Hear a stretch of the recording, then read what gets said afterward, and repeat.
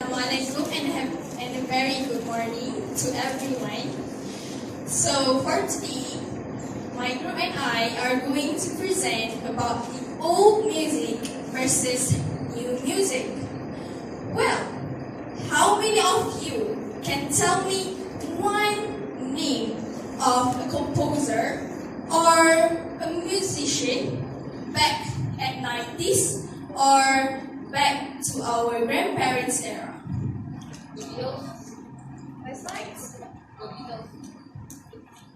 A composer.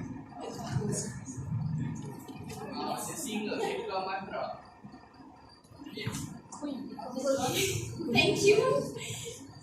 Next slide. So, as we are going to travel back to time, I need your attention and also I need you to lend your ears on my presentation. First, we are going to look into the medieval period of music. What is the medieval era? What time was the music launched? What time was the music born?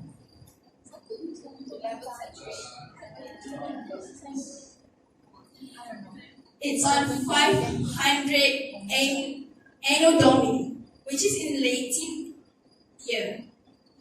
So, medieval period was dominant in taverns to cathedrals, familiar by kings to paupers, and very famous at that time.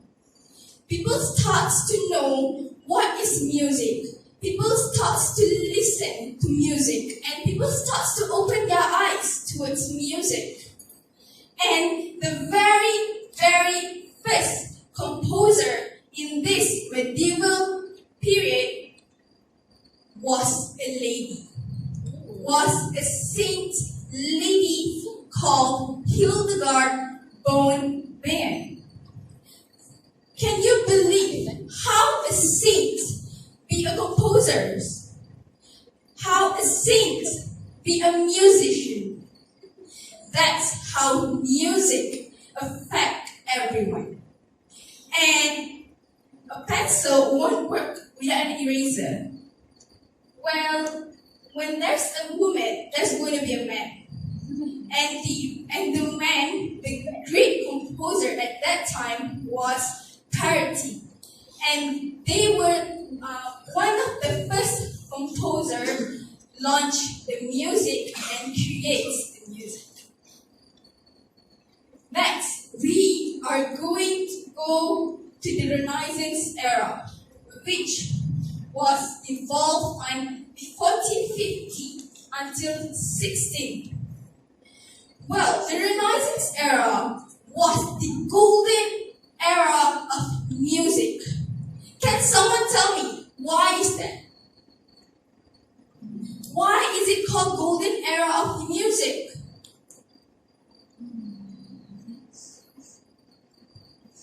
Because at that time, instruments were born. Instruments were created by the composer's imagination. I need you guys to imagine for a while. How can your imagination become something that every musician plays today? One of the greatest instruments that was created and still used by musicians nowadays is the brass, woodwind, and also strings. These instruments were acknowledged by those composers, especially Josquin des Press, who was the greatest composers during the Renaissance era. Next, we will go through the Baroque period on the 16th until 1760. Can someone tell me who have heard of Baroque? What? Baroque. Well, Baroque usually played during royal ceremony. Usually were played by the royals during dinner and weddings. And also, during this period, people start to know opera. People start to go for live performance. People start to sit still and hear the music. At this time, at this period, the piano were developed by the composers. People start to know what is piano. People start to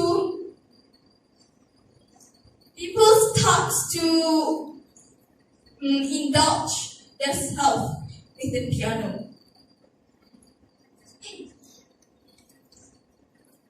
Proceed to our classical period. Our classical period was dominated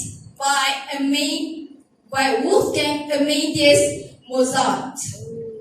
You're familiar? Yes. Mozart was familiar because his work, his art, his genius masters have indulged hundreds of people nowadays. Even there's one ceremony in London, if I'm not mistaken, they pick Mozart as a big deal, and people also compete to play the Mozart music.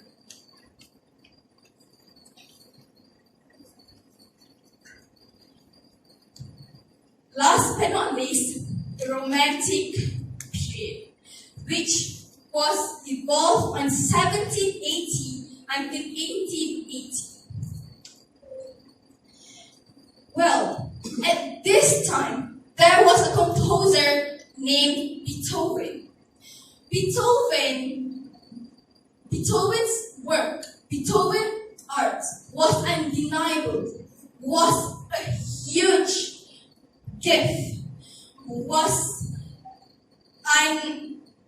unbeatable by any of other composers. He's a genius, he's a master in composes during this time. And also, this period shows the huge development in the quality and the range of instruments.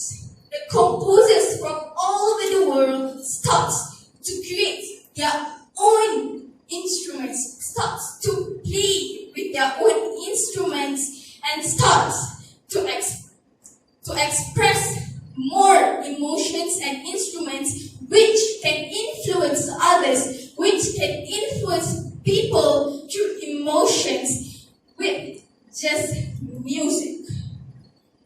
And do you know that actually this was the last era of the classical period? Due to the Teutonic world, music starts to be fade on 19th century.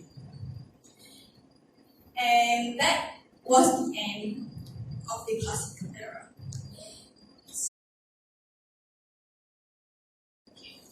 I would like to proceed with the differences between old music and new music. So, in Zati's presentation, she told about the end of classical era. Okay, as you all know, classical era is more to instrumentals. There's less lyrics, more to music. So, in here, you can clearly see. So, I have differentiated between two musicians. One is Beethoven and another one is Taylor Swift. The main reason I took both of them is actually Beethoven is a legend in classical era, and Taylor Swift is a musician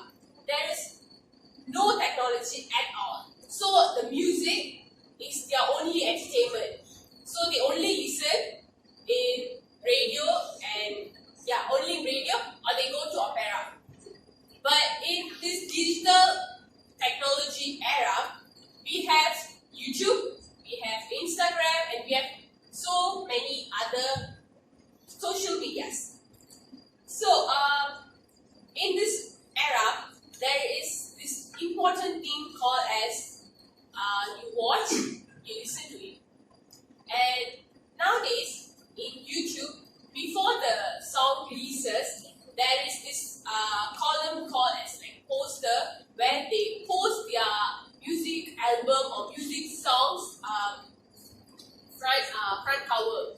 For example, for I'll take Taylor Swift's new album Lover. Before the album's release, she just posted a poster of the album's cover. That attracts people. But in Beethoven's era, it's right opposite. He had workers, or he itself, during his first music, he has to he has to stick on the wall of the posters. For now, so that's the major difference. In Beethoven's era, he has to put posters on the wall, but now Taylor Swift is posting her poster in media section. That's the difference. So for now, I'll differentiate. In Beethoven's era, as I said, there is no lyrics. During that era, just music is enough for you to know to feel the emotion.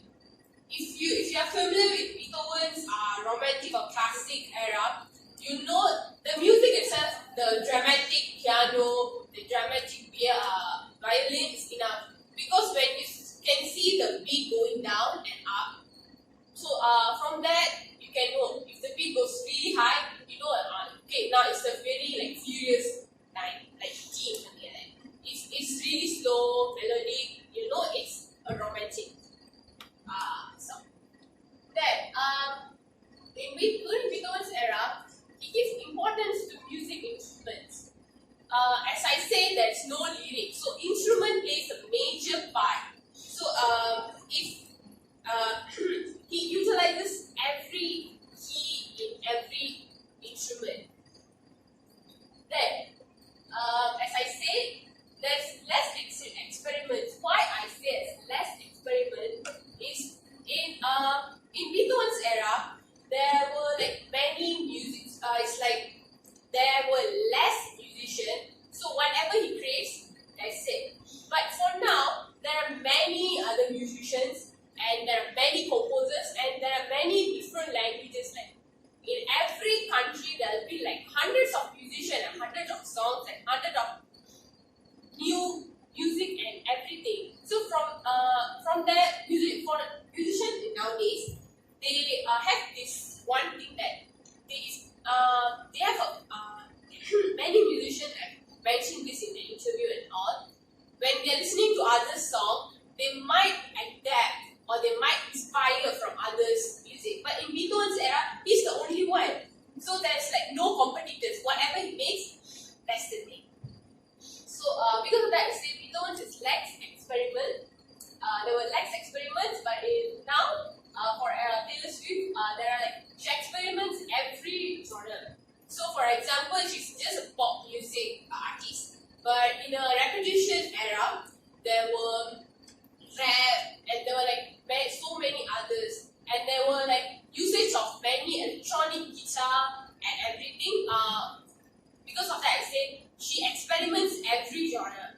So during her first music or first album or second album, third, everything is based on pop music and kind of melodies. But during Repetition or 1989, they were more to current millennials kind of music. Then, as I said, high usage of electronic music instruments. So, what I mean by electronic music instrument, and over here it's there's no electronic or anything, just the dramatic effect of piano sonata and violin sonata. So from here you can see what is the difference between electronic and normal music instruments. Electronic music instruments, they have this bass where the music, they have this kind of sound that gives you the vibe of an electronic and not natural. But for violin sonata, it's more to natural. And for example, if you want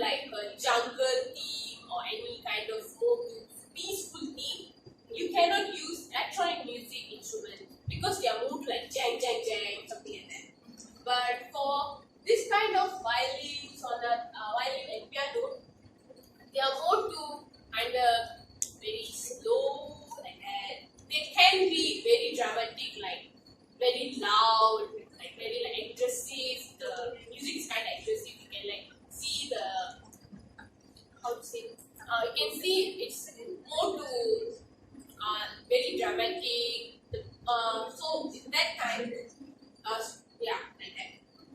So in that time, they have this drama stage drama, where there'll be like music will be just the music will be playing, people will be like dancing for the music. So that was the one of the part where that was the evolution of the music.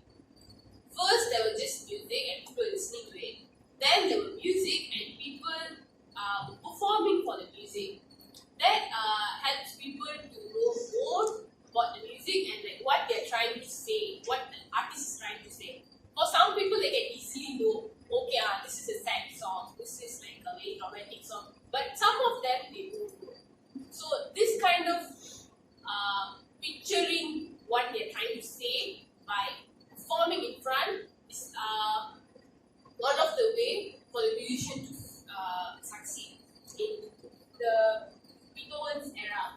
But for now, as I say, there's a music video everywhere. So even the lyric video is enough for people. And nowadays, nowadays they're giving importance to lyric. What I'm telling you is important. Have you like think why it's important? Because in classical era they never used lyric.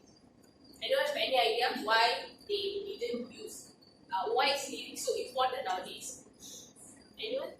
Actually portray someone's feelings. Like example, I will say Taylor Swift. If you look at her lyrics, oh my goodness, she'll always talk about her ex, her exes in the relationship, her past relationship with someone else. So basically, like she's actually exposing herself through the lyrics, so that when her music and also her lyrics come together, she gives us the feeling like how she feels about something she had experienced before. Yeah, that's a good one. Thank you. So, that's actually a best answer. That's the answer I had. So, in classical era, they had this thing.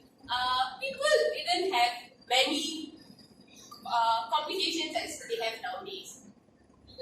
Last time they used to write diary, but nowadays they are writing everything in their Facebook post. That's the difference. People like to share their feelings so that others should know, others can know. Or in another perspective, people are trying to inform others like if you're in this kind of thing, don't give up easily. Or if someone leaves you, you don't need to worry. Just listen to Taylor Swift's song, it'll be better. Something like that. Because it's kind of like a motivation. During Beethoven's era, just the music is in front, like the slow la la la is like enough for them. But nowadays, people have like, as I say, music has evolved, people also have evolved. There are many other problems people face. Last time girls barely talk to boys. Nowadays, they are best friends in social medias and everywhere. So that's the difference. It's more to how people communicate nowadays and more how people express their feeling nowadays. And importance of lyric. There's another part where if you listen to even rap songs, it's really fast. But if you like look into really deeply into it, okay, really they're actually telling something really important to life, something like that. Or even Billie Eilish. Her songs really, it's very slow. But when you listen, like really focused or just read the lyric, you know it's very impactful. And she's actually, most of the songs are about depression and anxiety. So then, during Beethoven's era, it gives emotions to the listeners because of the dramatic effect of piano sonata and violin sonata, and there's no visual presentation. So as I said, for Beethoven, as he's a legend, he's very genius, his piano and violin is just enough for the audience because it's very dramatic and he actually can just sit at one place and just play whatever he wants at the right moment, at that moment, because there was like whatever comes to his mind, he just played. Like for writers, whatever comes to their mind, they just write. The same goes to Beethoven, and because of that, he's very famous for his piano sonata and violin sonata. And why I say there's no visual presentation. So For visual presentation, as I said, there's just music. There's no like video. If there's people performing in front, it's very less. Once you get famous and there are many people coming, then only there will be like dance and performance and stuff. Otherwise, it's just music. But nowadays, they are putting video song in YouTube, they're giving importance to audio, video song, graphical effects, background, dancers and dressings. So as we all, for example, Taylor Swift is an inspirational person. If you see her music video and everything, you can, for like people who like to dress up, when they see her video, they can actually see how she dresses up and everything. For example, there's a song called as Me, the new song. In that song, there's many different types of clothing she'll be wearing. And the color combination, everything. People who like unicorn, if they watch that video, they're gonna be like, oh my god, it's so nice. Because it's like too many of unicorn theme things in it. So next. Okay, for now, so to make it really clear, we're going to play Beethoven's music and Taylor Swift's music so you can see the difference.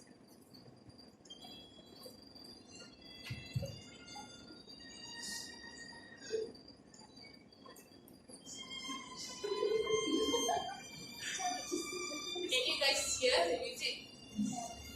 So this is Beethoven's music. This is romantic era.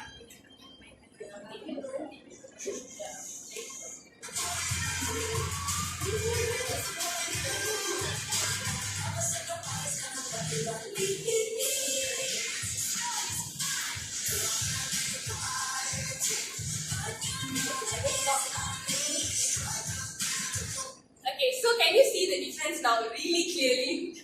So there's like a massive difference between both of the music. So it's very slow and it's very romantic and very slow and actually it's kind of sad beat. But for Taylor Swift one, it's more to I feel like everyone realize that there's less sad music in nowadays because people are already sad. They don't want to make people sad again. So they're just releasing all this kind of hype folk music so that people can actually get energy or happy by listening to the songs. And